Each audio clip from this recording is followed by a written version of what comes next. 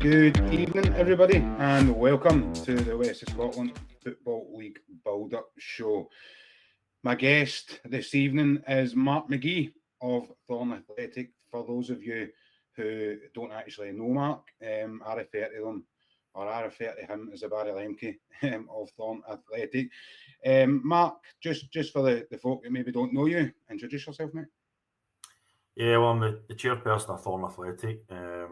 I've been for 25 years, more than 25 years now. So, as you say, filled mainly all the positions at the club over the years. But yeah, just looking ahead to the future and stuff like that, and hopefully doing a wee bit of forward planning and on a Saturday doing the line and every other job that needs to be done. So, you're probably not far away from the truth there. I think Barry does most of that as in Cardiff, as well, to be fair. We'll touch on Thorn a little bit later on the show, but I suppose for me the best place to start this evening's show is the news that Chris Strain has tendered his resignation at Beith. What a massive character, and I think there's people out there that would probably say it isn't a shock, it is a shock, but maybe people that kind of know the West of Scotland maybe have seen Beith's results as of late, and maybe obviously heard the rumour murmurs kicking about as well, would maybe have seen that coming. Give me your thoughts on that, Mark. What do you think about Chris leaving Beith, mate? Yeah, I would say obviously there'll be people maybe that aren't party to a lot of the stuff that goes on that will think it as a shock, but for Beith, obviously he'll be sitting sort of ninth in the table at the moment, coming off a couple of bad 2-0 defeats recently. Obviously the pressure's told in Chris a wee bit. Having won the league last year, it's going to be a tall order to try and go out and kind of repeat that again. A lot of big spending teams coming up through that division, and really they've been squeezed a wee bit. So obviously Chris is taking the decision that now is the kind of right time to go. Difficult decision for him to make, but not entirely a surprise. And obviously it's more than halfway through the season. It leaves Beith in a bit of a tricky position there. As I say, they're sitting ninth position and need to try and get themselves through at the end of the season. But yeah, not entirely too shocked by that. And hopefully he gets back into the game somewhere sooner rather than later. I think you mentioned about the big spenders there, and I think if you look, Beith kind of had their team obliterated really by signings from other teams in that league. Kieran Diver obviously going to St Cadoc's. We'll touch on Kieran a little bit later as well. When you lose, I can't remember the exact number of goals Kieran scored, but I'm sure over the course of the season, I think it was something like 43. When you lose somebody of that stature and don't really replace him, and then there's obviously the boys who then went to Johnson Borough. Chris has had a tall order. Just how much of an impact do you think that's made? You mentioned Kieran's name there. Obviously, he came to prominence with the goals that he scored at Beith. That's massive for any team, but for strikers are at a premium.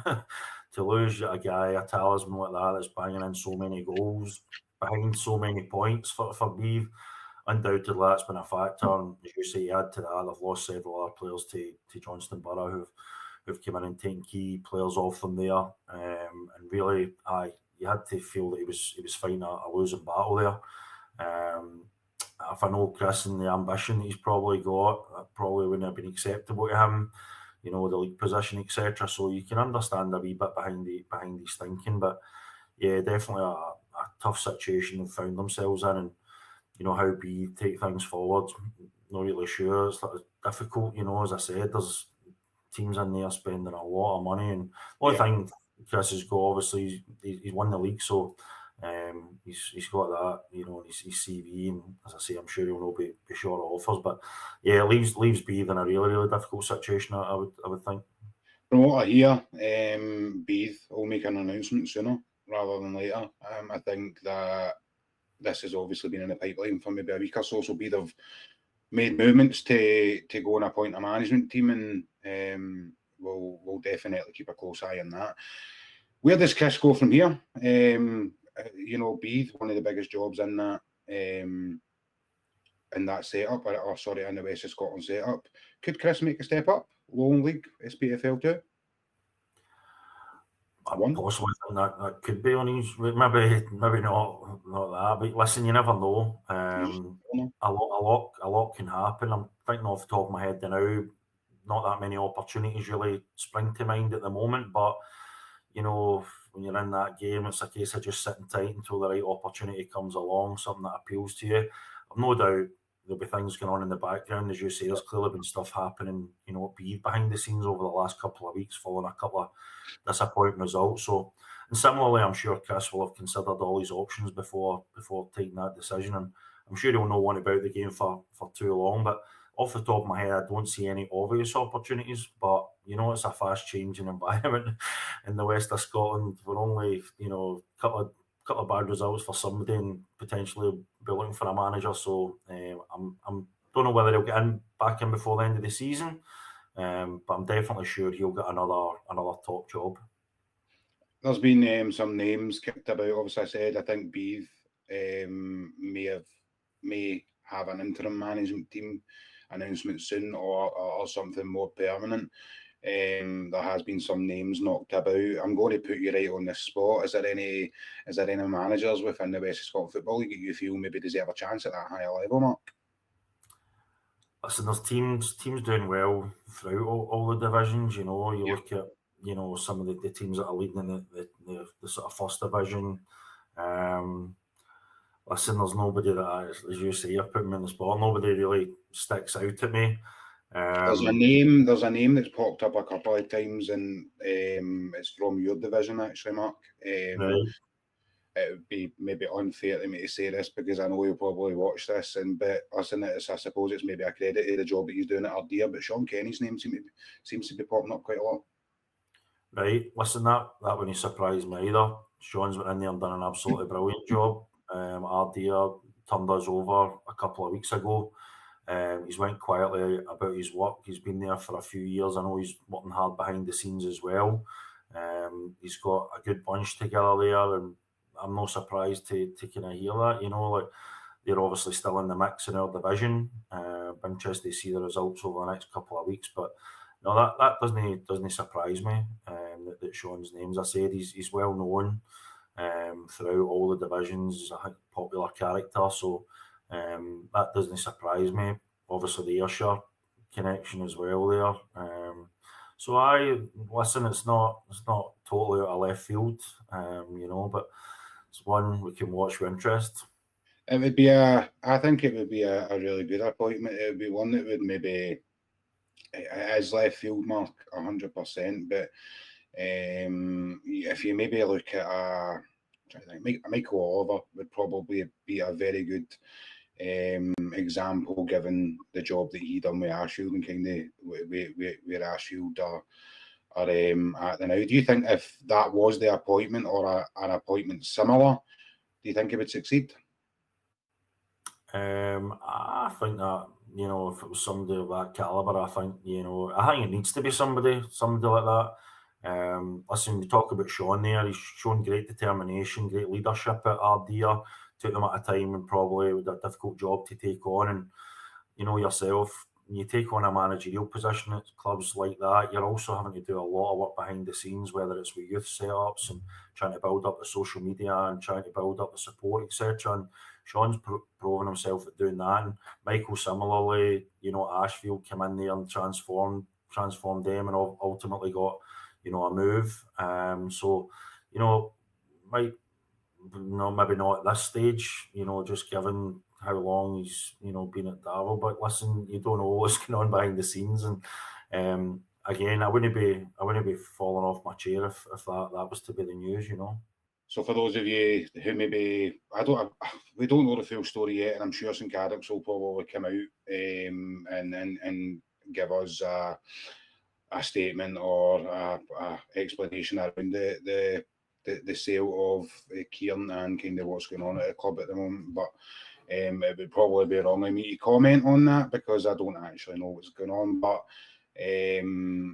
given that, you know, they've sold Cairn for what's been touted as a record fee at our level now. That record fee was, I'm sure, Simi was the record fee, or Jordan Moore, maybe the last. So it's over 20 grand. That's a lot of money to spend on a striker, and it just shows you that Johnson Borough are flexing their muscle again, and they've now. Listen, I've said on this, well, not on this show, but in previous shows, and when I've spoken to, I actually do love what Johnson Borough are doing, but there is murmurs of a Darvo and maybe a St Cadoc's maybe going to spend more than they probably should have. The difference, I think, maybe at the moment with Johnson Borough is they seem to be doing a lot of good work in the background. You've seen the new stand being put in.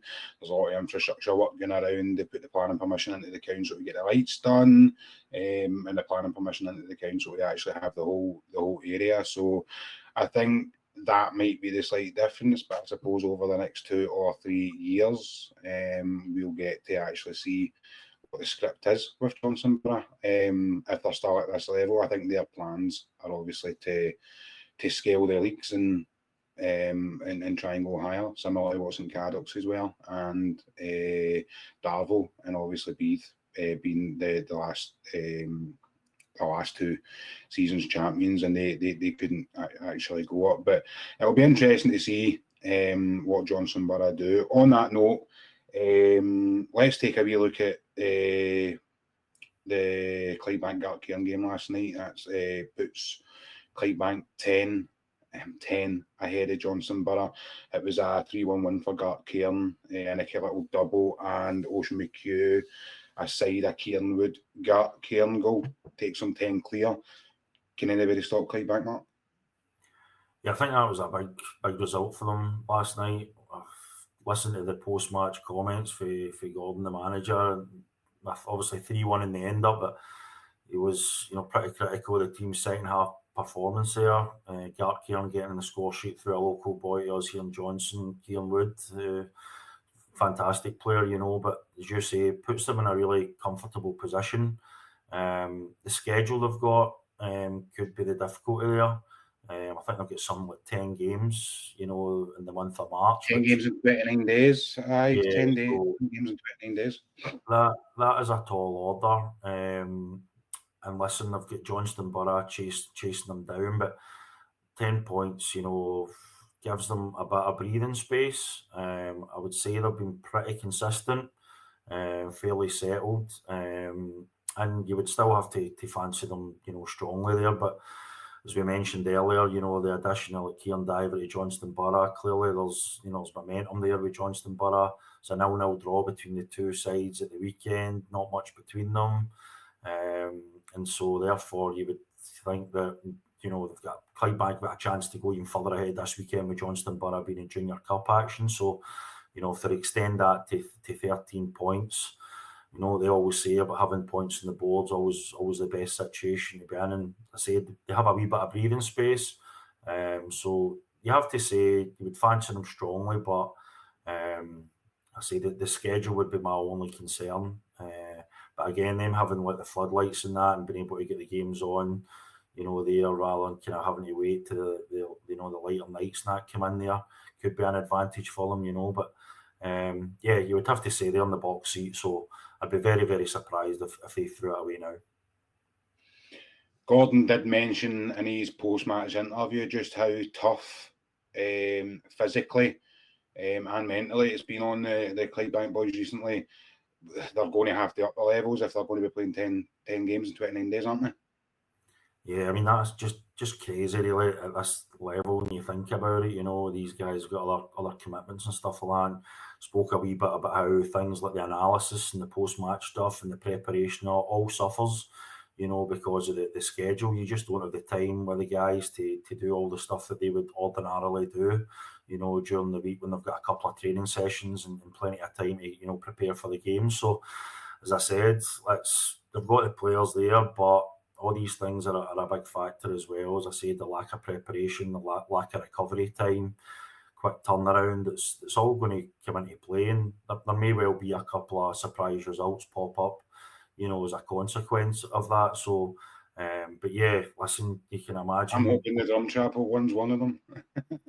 Yeah, so, but he's quite right to point it out. It's a heavy fixture schedule, but, it's a consequence of being successful and stuff like that. So it's part and parcel of operating at that level, and I'm sure they'll do their best to handle it, but certainly not going to make life easy for them entering the kind of home straight.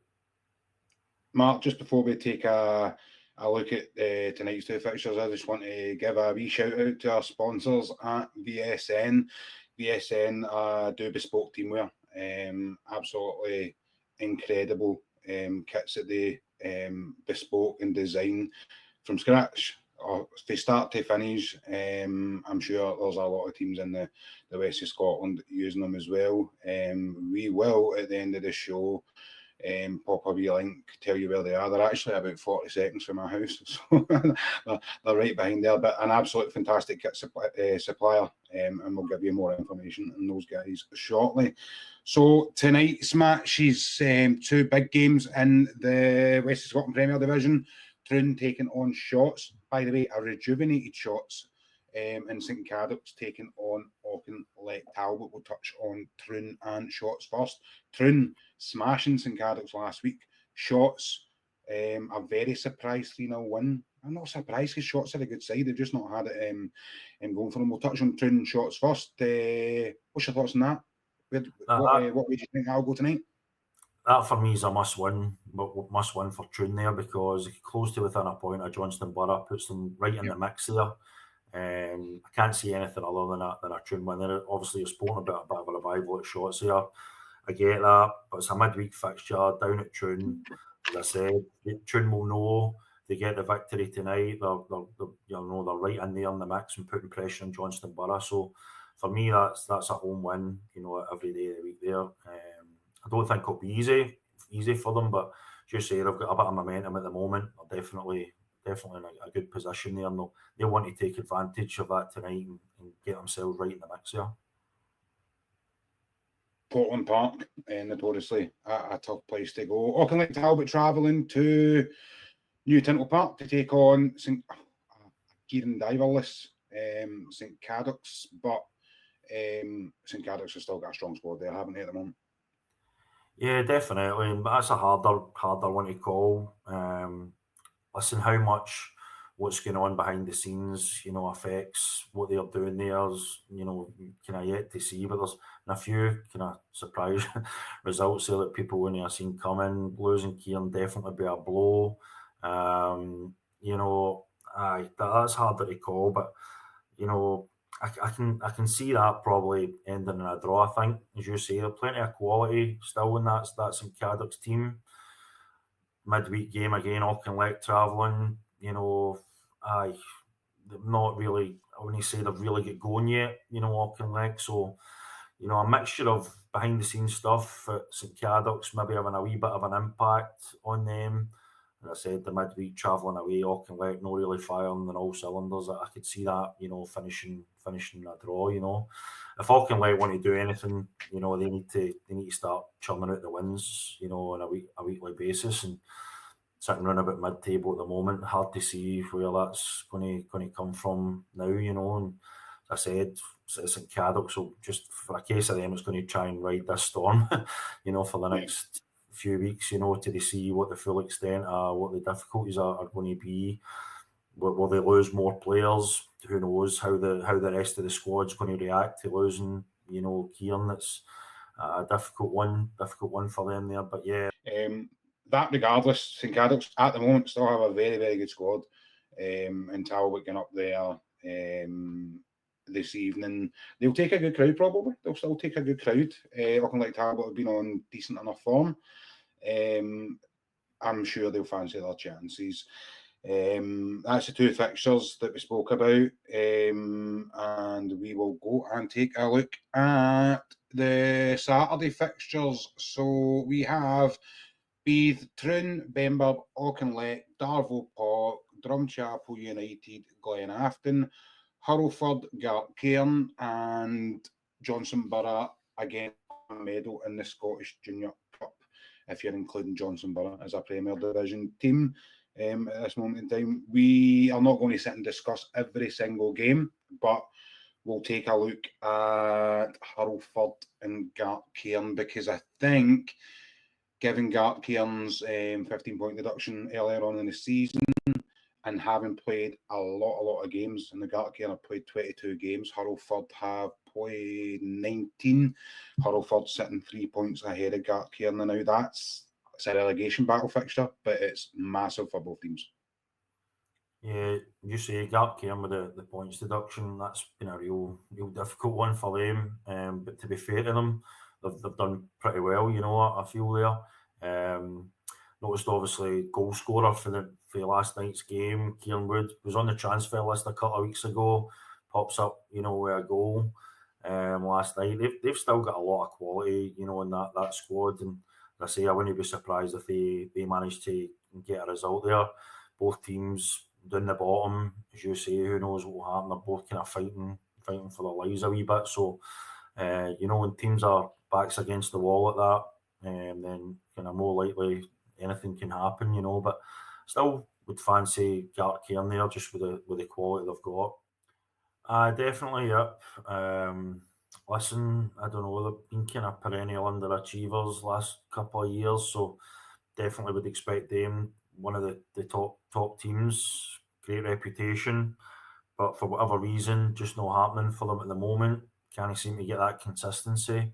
So would definitely be expecting them to do better. And I think one of the reasons why I'd still fancy Gartcairn in that one, I said, still think they've got great strength and depth there.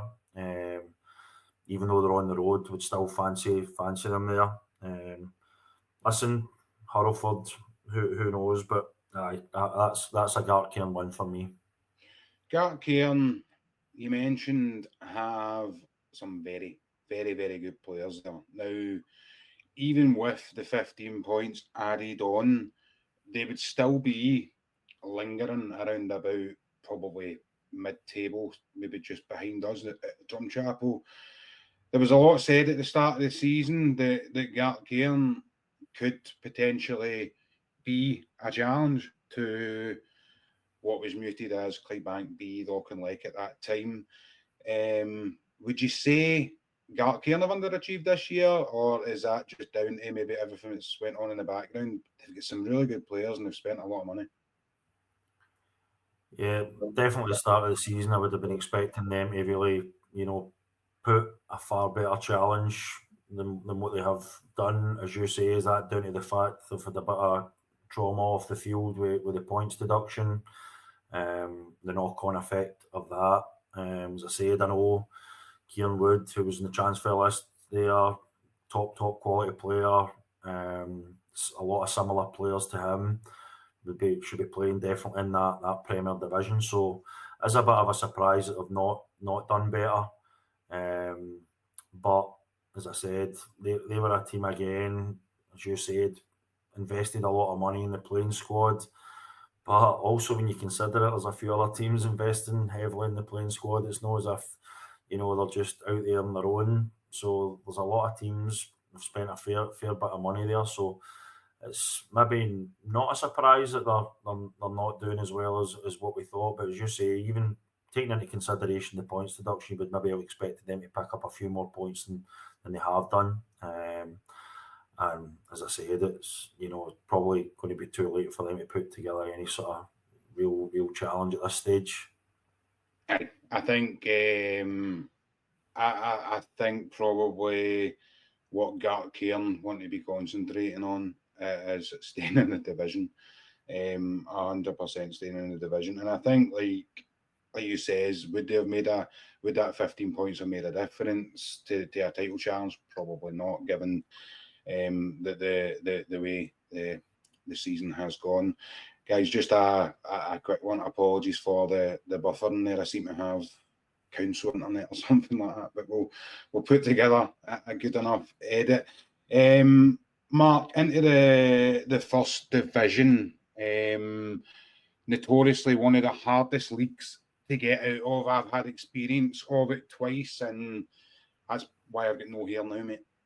In the last 2 seasons in that division have been absolutely wild. Just to kind of give you a rundown of the sort of top 4, 5, 6. You would probably have to take 6 into consideration, given Arthur's 5 or so games in hand. So we've got Kilwinning on 39 points, Renfrew on 36, Rutherglen Glencairn 34, Petershill 33, St Roch's 33, and Arthurlie 32. The latter two, St Roch's and Arthurlie, have played only 15 games and 19 games, whether the rest have played 20 and 21.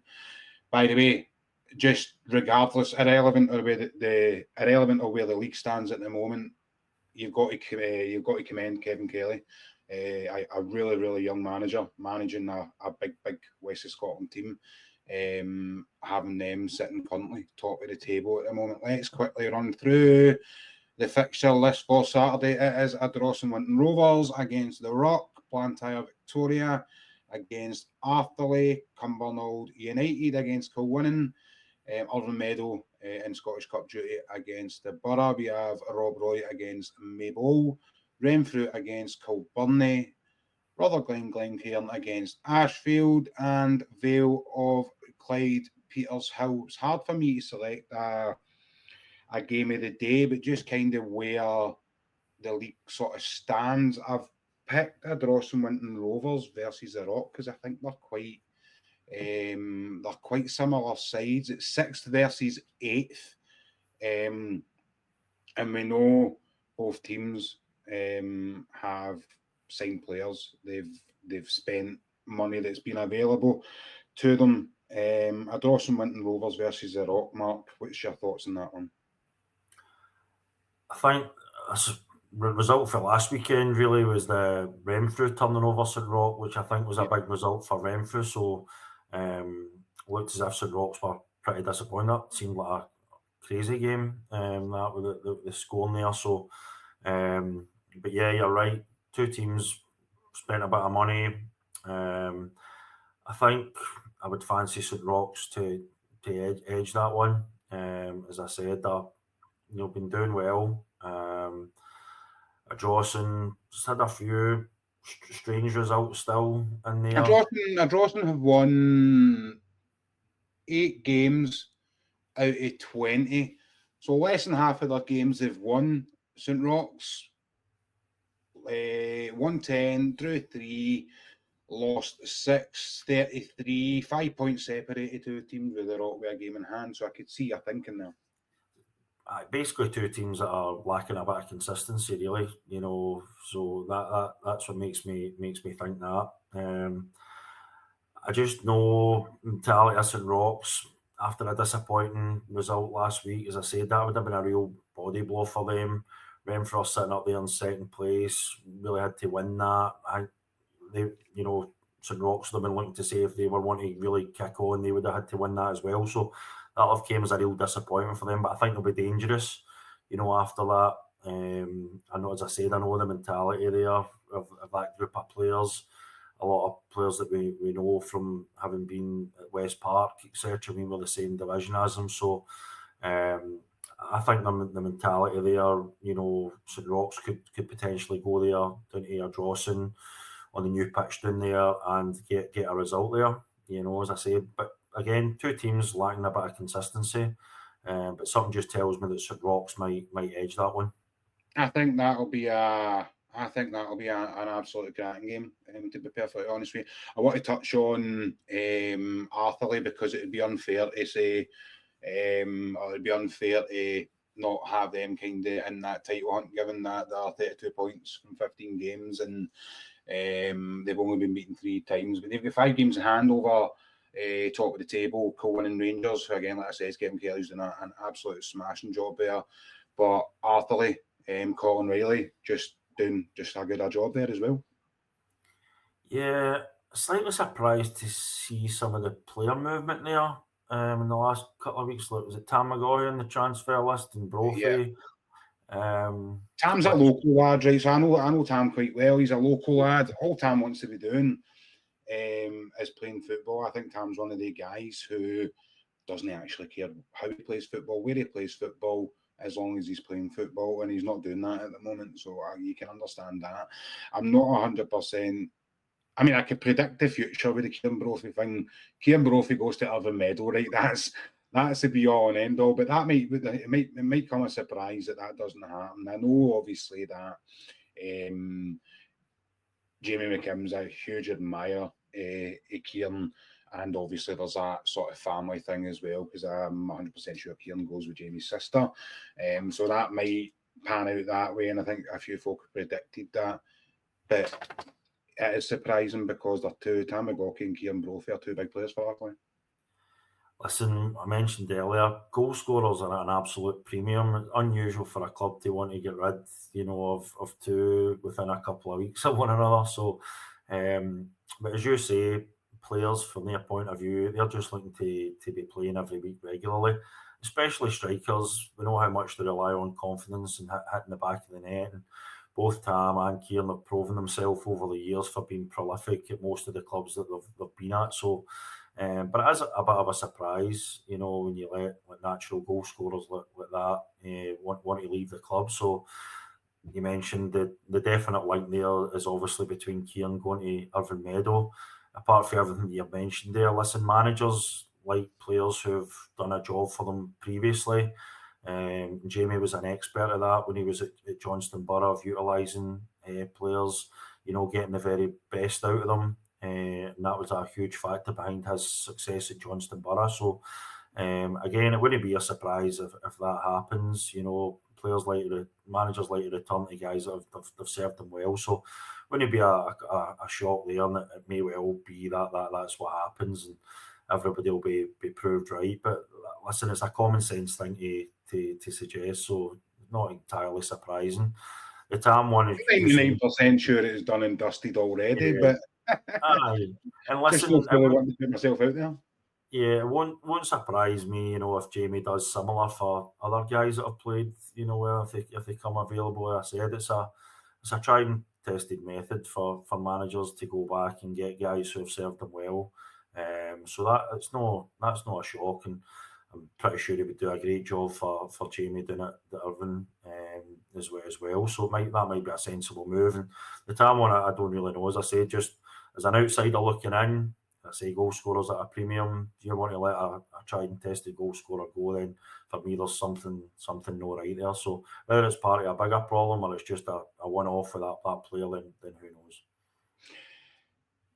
The title challenge would, like I said, we've got 39 to 32 points there, sit between Kilwinning and Arkley, so there's 7 points. So 3 go up for that division. So we may have to quickly touch on Thornywood United, who have made a bit of a resurgence.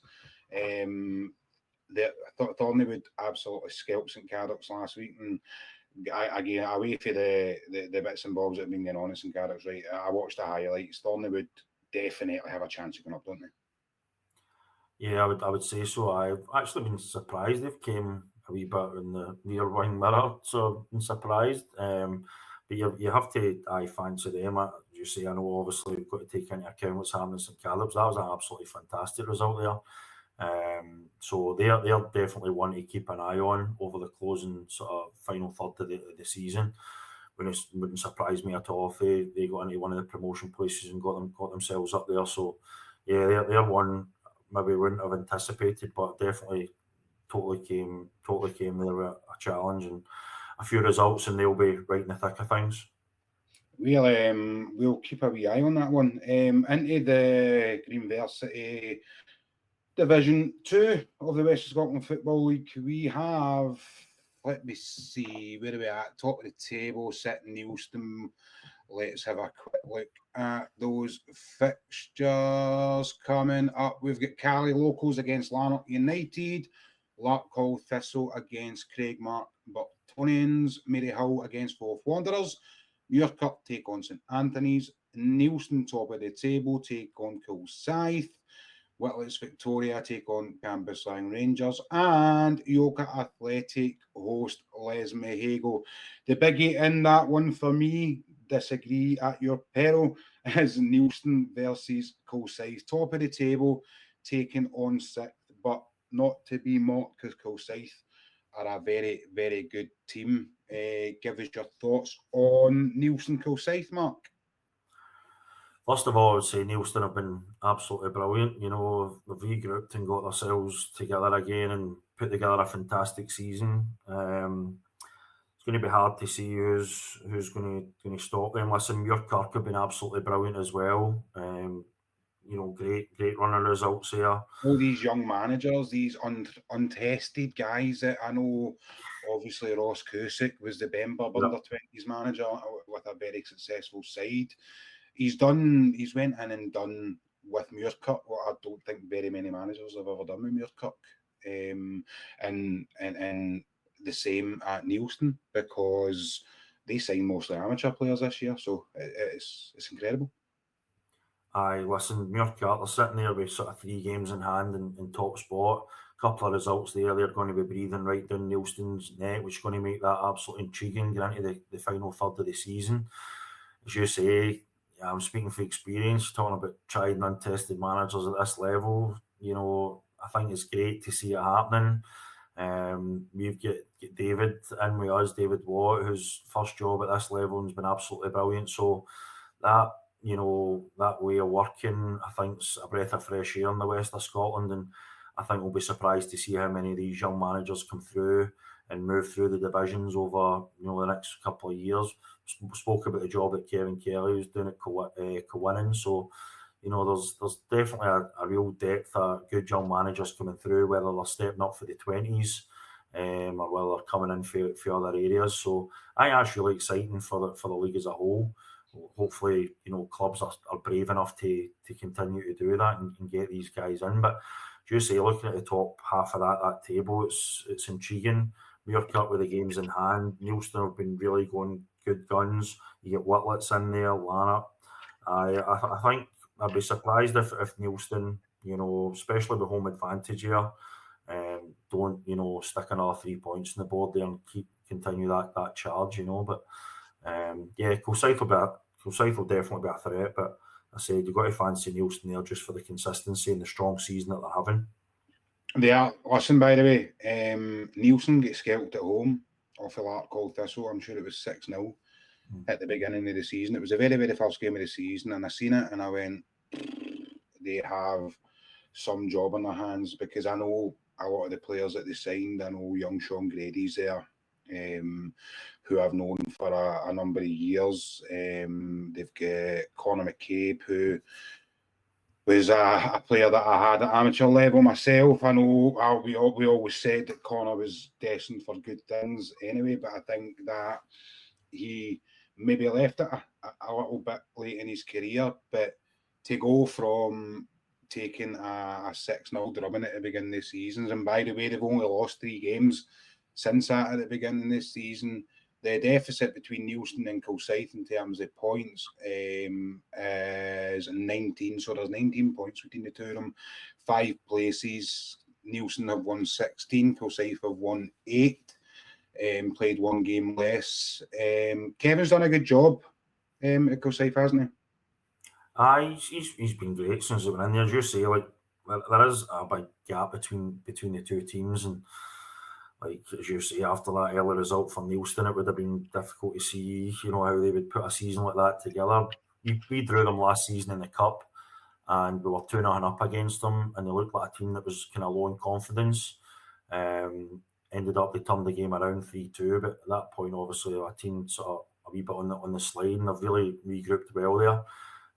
But Kilsyth, I think, maybe not this season. I think next season might be the season to watch, you know, them kick on further, especially if you get rid of a few of the teams like Neilston, that who should really be at a higher level, you know, out of that division. I think you'll see, like Kilsyth next season could be the season for them to really kick on and be one of the top challengers there. So, yeah. As I say, I just fancy Neilston this weekend in that one. They do well at home, so I can't see by them. But I say Kilsyth definitely going forward, building up a bit of momentum. I would watch for a big, you know, season from them next year. Get Neilston on your coupons, bet responsibly. Let's take a quick look at the bottom end of that division, just in terms of, let's look at the bottom 6. We've got Bells Hill, Canby Rangers, Les Mahego, St Anthony's, Fourth Wanderers, Craig Mark Bucktonians sit at the bottom, all but gone. I don't think, no disrespect to Craig Mark, but I don't think anybody's given them any hope at all. And I don't mean any disrespect for that. But you get St Anthony's on 19, Fourth Wanderers on 16, Craig Mark on 4, Les Mahago, Canby, Bells Hill sitting just above them, and 4 points separate them.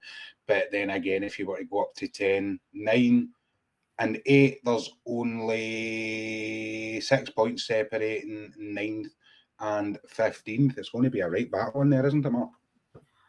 Yeah, looking at the bottom of that, listen, I think you're written off Craig Mark, and I think really there's no harm in clubs. See, sometimes if you need to go down and regroup and rebuild, the transition that clubs went through, sometimes in the longer term, it doesn't do clubs any harm to go through that process and regroup and hopefully, come back stronger. But they're obviously going to have to go down to come back up again. But as you say, other than that, that's looking really, really tight there. Mark, just a quick one, mate. Sorry to stop you there, right? I think Craig Mark Bucktonians has been one heck of a downfall, because you go back 3 years to when the sort of groups were deciding how the West of Scotland would start up. Craig Mark and Atherley went toe to toe to see who was going into the Premier Division. Just the mind boggles when you hear something like that now, to be honest with you, and you look at the situation that they find themselves in. But that shows you how fickle a game it is, and how, it doesn't matter where you are, things can change very, very quickly. But as I said, there's plenty of examples of clubs who have had to kind of regress slightly, and then rebuild, get stronger committees, and begin again, and they've come back, far better for it. And I think Craig Mark look like a club that need to go through that process, and they'll come out the other end of that stronger. But as I said, sometimes you need to go down to, come back up again.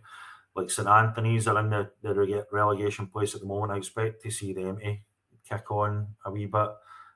Looks as if there's things that might be happening there. They've got some good players there as well. Mark Malani, for one, who's a proven goal scorer.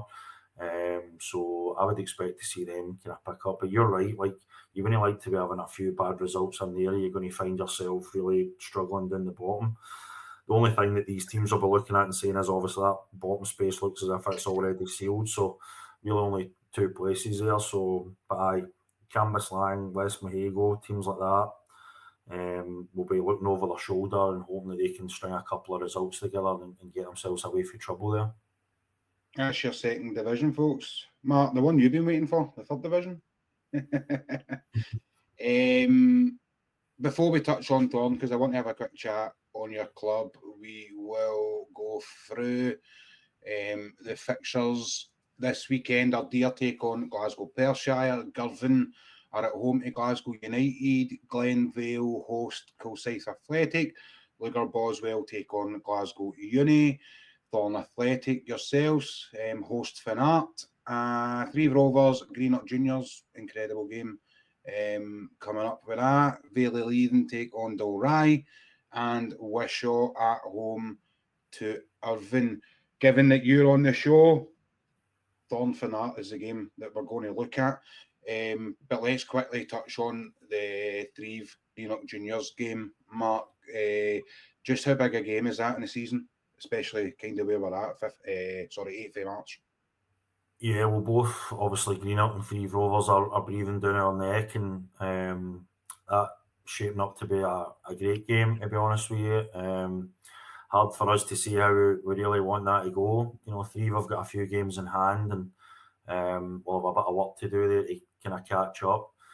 Greenock, again, dropped some points last week. So it would be impossible almost to call that, but it's clearly going to have a bearing, on what happens. And I say maybe a draw would be the best result for us. But from your point of view, we just need to get the 3 points against Finnart and see how it works out. We've managed to be really consistent so far, and when we've sort of suffered defeats, we've managed to bounce back straight away. Obviously, that's one of the things about having a young squad. sometimes it just things aren't going your way, the heads can go down. But to be fair to the management team, David and the rest of the coaches have managed to lift the boys again after that, and the consistency for such a young squad's been great. So hopefully that continues. Before we chat about the game on Saturday, we've spoke on different radio shows and we spoke face to face, and obviously I do some bits and bobs for Thorn with the graphics and things like that. But I've been very, very impressed, as a lot of people in the West of Scotland have. Thorn get talked about loads. Give us a lowdown in Thorn. Obviously, we know they started as an amateur team, but give us a quick insight to what's happened at Thorn over the last 3 or 4 years.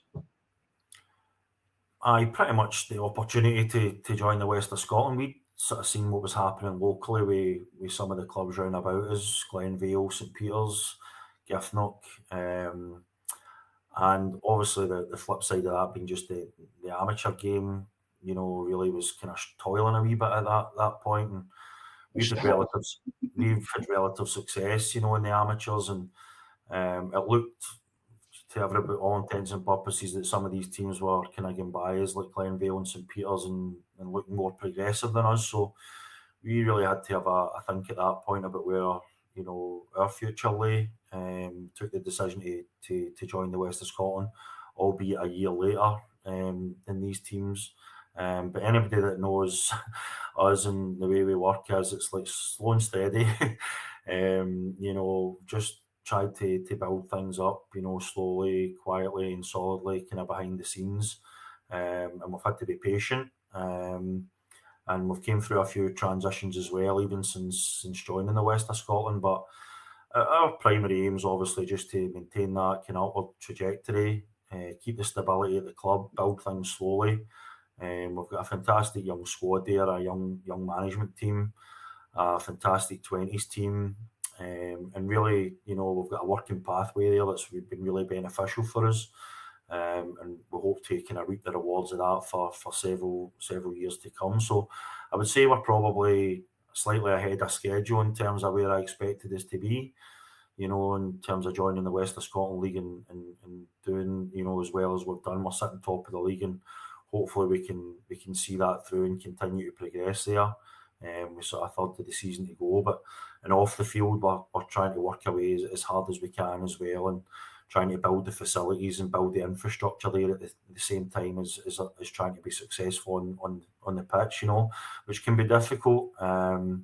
We do income generate a lot. We've got a wide community project there in the facility, which is busy serving the local community. So we've got a lot of other stuff going on behind the scenes, just away from the football. But that's what sort of drives the club and the foundations of the club. So hopefully we're got that stability and we can continue that in the years to come. But it's been really exciting for us. It's rejuvenated a lot of people within the club, and it's an exciting period for us, and hopefully we can continue that over the next couple of years. Mark, what's really impressed me about Thorn is, jokingly, as I've been through 200 odd managers, there's been 3 or 4 management changes over the course. It's been a very, very short period of time that's happened. But that's not happened because managers have been bad. That's just personal circumstances, and maybe I think the last boy moved away to Australia, didn't he? So how do you guys, because you are promoting from within, which again is impressive again. So rather than going and looking at another West of Scotland manager, or maybe somebody that wants to come and get involved with them, like a Chris Strain, say Chris messaged you and went, we want to get involved, or I want to get involved. You don't do that, Mark. You promote from within. That's incredible to be able to do that and maintain the form. Yeah, as you say, we lost Stephen this year, who immigrated to Australia, and I think a lot of people externally were maybe looking and saying, we'll see what happens, once Stephen moves on, there's going to be a change of management there. But listen, we're always trying to think as far ahead as we possibly can, have a transition plan in place, keep people within the club up to date with what's happening, the players, etc., so that there's no real trauma, or we don't get thrown off course or anything like that. And listen, that comes down to good leadership, and we've got got a few good leaders within the club and a lot of level-headed people within the club that do fantastic jobs behind the scenes. So, listen, you can never be prepared for every eventuality, but we're trying to look ahead. And as you say, we've got good coaches coming through. We want to promote from within. We've got a working pathway with players coming through from the 20s on a regular basis, and we know where we want to go, and we've got a plan in place. And really, it's about just staying level-headed and trying to make sure we don't get ahead of ourselves. Like I said, we're not going to reinvent the wheel in this season or next season, but we'll be there or thereabouts, and we'll continue to progress, slowly and steadily, and build the club up the way we have done over the last couple of decades. And hopefully, it's here for a long time to come. No, listen, Mark, you are doing an absolute incredible job. Let me just quickly touch on the league table. So I know you guys have played a game more than Greenock. You have played 20, 2/3 of the season gone, on 48 points, currently 8 ahead of Greenock and 12 ahead of Ardea, 14 ahead of Threave, given Threave have played 4 games less. That looks like Kilsyth Athletic, Dalry Thistle sit kind of just further back for them. That looks, maybe you would go Thorn, Greenock, Ardea, Threave, Kilsyth, Dalry, Finnart probably for the promotion places. That's incredible. That's you've got promoted last year, and you're sitting top by 8 points. You guys take on Finnart on Saturday, 2 p.m. kickoff at the academy, mate. Yeah, it is indeed. Finnart are a team we know well from being in the amateurs together. When I mentioned the teams that we knew kind of locally, like Glenville, etc., Finnart are a team we came up against numerous times at amateur level, and they took the step up as well. And we know the guys that are behind Finnart really, really well, and we had a tough game against them up at Springburn early in the season. So that's going to be the same. And the teams that you're mentioning there, who are all going to have a say over the final period of the season, are all teams we've still got to play, teams like Dalry, etc. So listen, we're in a decent position. As I said, that's been down to the consistency of a young squad. And hopefully, we can keep that going. But Finnart have got some good young players as well, and as I said, gave us a difficult game up there. So they'll be looking to, like everybody, as I said, we realise that we're up there to be shot down now. And as I say, we've came a cropper a couple of times this season. We've had some results that maybe people wouldn't have expected, but the key for us is games like that. But as I said, thankfully, we've never been too down or too up about the situation we're in, and the management have got the players in a good week's training under their belt again, and we've managed to get back to winning ways the following week. So it's shaping up to be an intriguing kind of final third. And as I say, there's plenty of those teams that you've mentioned there that are definitely going to have a say, in what happens over the final period. So it'd be exciting. I just hope, from your point of view, obviously we can stay consistent, we can keep everybody fit. And hopefully, things will take care of themselves. Mark, I don't want to come a cropper and start popping your players on the transfer list, but there's players in your squad that could make the step up. Is that kind of how good your squad is? Or are you kind of just happy maturing these boys and having them playing for you? Or is there any model at the Thorn that you would never really stand in the way of a player anyway? No, I mean, really that is the model that we've got to work with at the moment. As I said, for the foreseeable, we've got a strong pathway coming through, and as I keep saying, it's a working pathway where boys can see that opportunity. We've managed to kind of supplement that by bringing in what people maybe regard as a few more experienced guys. Brought in Dan Jones for Neilston, brought in Rudy Clark, brought in Davy McKenna for Renfrew. So we've got a few kind of more experienced players within that group, but really 80% of the squad is young boys who are either under 20 or in that area. But listen, we hope to use the model that if these players are successful with us, and ultimately, if we continue to be successful, people will come to take these players. Thus far, they've shown great loyalty, and we're really, really grateful for that. And hopefully, the progression of the club can meet a lot of these boys' ambitions. But we realise there's teams out there with more resources than us, and ultimately, we might suffer from that. But for us at the moment, it's about giving these boys a platform, continuing their development, the management team that we've got are a development management team. They develop young players, they bring them through. And ultimately, if boys move on and are successful at bigger clubs than us, we'll use that as a selling point to attract the next generation of young players coming through. It's kind of job done, isn't it?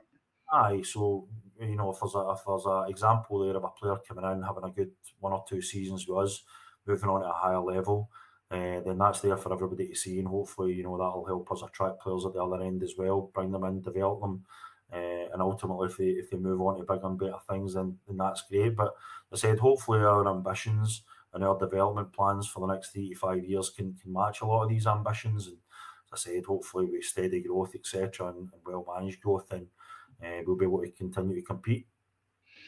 Well, listen, good luck on Saturday. Thorn Athletic take on Finnart at the Thorn Athletic Academy. It is a 2 p.m. kickoff. If you're from a local community, Johnston, Paisley, sort of around that general area, get down and watch the Thorn, because they are an absolute fantastic team. On to Division 4, the final division. Let's take a quick look. Campbelltown Pupils against Rossvale, East Kilbride Thistle, Saltcoats, Eglinton against BSC, Knightswood against Easterhouse, New Mains take on St Peters, Port Glasgow Juniors host Royal Albert, West Park United take on Kello, and Carluke Rovers visit Giffnock. Game of the day I've got down there for myself, I think that Port versus Royal Albert will be a good game, given that Royal Albert just beat top of the table and Port Glasgow are attempting to chase them down. What's your thoughts on that one? Port Glasgow versus Royal Albert, mate? Yeah, I think you've got that spot on there. That looks like a brilliant game. Port Glasgow obviously come down last year. As you say, Royal Albert have inflicted defeat upon Knightswood, who have been absolutely flying. From your point of view, I'm just glad we got out of that division last year, because looking at like Knightswood and Port Glasgow and the form that they've put together, that would have been an altogether different proposition, for us trying to get out of there this year. But I think you've got that one spot on. Listen, I spoke about us having a few blips. Maybe it was just a blip for Knightswood, and Royal Albert have been the beneficiaries there. But it's hard to see by Port Glasgow at home there. You would have to fancy them. They'll be absolutely want to continue to keep the pressure on them. They can't really, if they were to lose, distance between top and second there, be difficult for them potentially to come back from that. So I think the pressure's on the Port there to win. I would expect them to win. But listen, Royal Albert got some good players there. We lost up there last year, and they're capable definitely of obviously springing a result that they did against Knightswood, but just down to the consistency. And I think definitely Port Glasgow's need there will definitely outweigh Royal Albert's. I think that league, who came down from that last year? Kello Rovers came down, didn't they? Who else came down? Port Glasgow came down, and was it West Park? It was, because West Park went up the first season, didn't they? And then came back down. Right, so we have Port Glasgow Juniors, Kello, who are sitting sort of second and fourth. But see the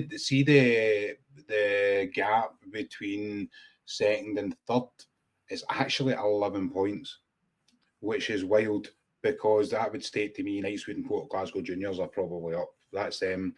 They're up. The fight is probably between fourth and sixth, maybe seventh and eighth you could bring into the equation. But if you're being realistic, you would probably say the battle is between Easterhouse, Kello, West Park and Rossvale. Are they guys going to find it tough? Because if you're saying Knightswood and Port Glasgow are probably done, they're up, right? Again, that mathematics don't say that they're up, but just looking at the difference, it's looking like that's a foregone conclusion. Just how difficult are Easterhouse, Kello, West Park and Rossvale going to find it over the next sort of 2 months or so? Yeah, that definitely looks like that's the way it's going to pan out there. Like Knightswood and the Port have just been really, really consistent. I've got the points on the board.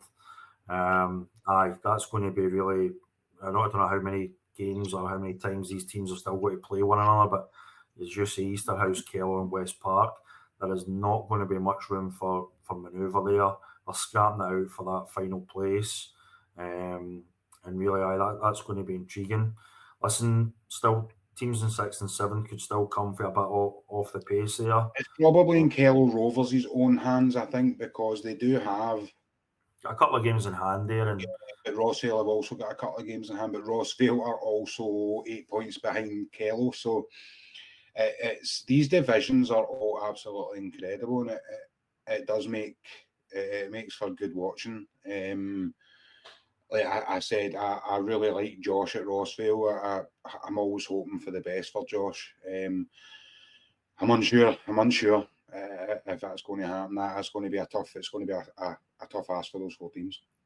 Yeah, listen, we know a lot of guys at these teams. Know a lot of these teams just for having played them last year, and as I said, especially teams like Rossvale, etc., always give us difficult games. Eglinton, clubs with ambition that really want to move up, so they'll be trying desperately to try and put a run of results together and come with a kind of late charge. But as you say, there's only really one place up for grabs there. It's going to be cutthroat. And there's going to be a lot of disappointed teams there because, as you say, only one can go up. Kellow would probably be, the ones you would tip at the moment. But to say that anything can happen, that mid-table section will be intriguing to watch over the last, period of the season.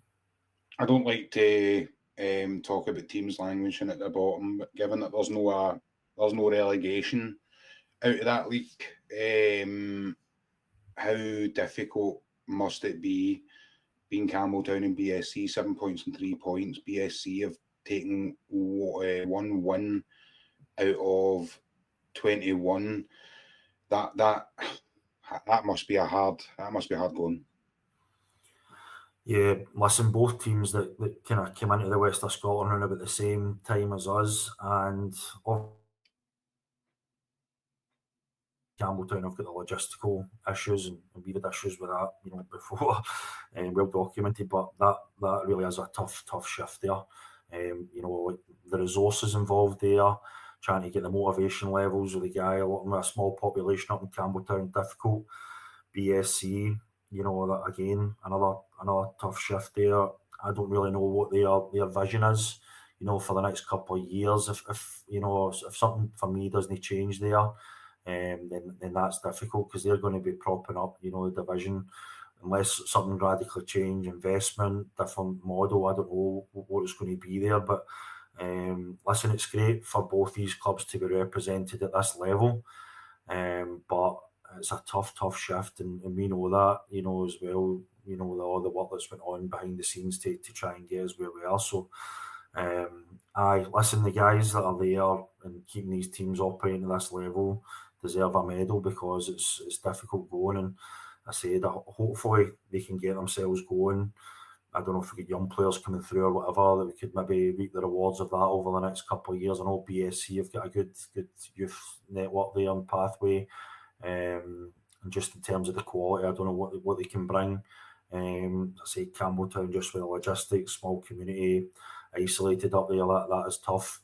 But again, they would have probably known that when they came in, and it would have been excitement. Now the initial excitement of joining the setup's worn off, and the realities hit home that it's no easy to progress through the divisions. It's, as I said, hopefully both clubs there can come up with some ideas and get moving forward over the next couple of seasons. Well, Matt, listen, I'm absolutely delighted you joined us today. A last minute stand-in, but you were always on my list anyway. So absolutely delighted to have you on to get to know a bit more about what Thorn's sort of remit is and how you guys are going to go forward. This will go out, I think, at 6 o'clock tonight on YouTube, and I'll be live on East End Radio as well. Don't forget, guys, to tune into Saturday Live with PG and his guests. Just they'll be visiting guys that are on site at maybe some different grounds, giving you some updates on the scores and doing their wee bits and bobs, and then Johnny Bailey on the Monday with the roundup. Mark, for now, thanks very much, mate. Thanks very much for having us on, Paul. Best of luck.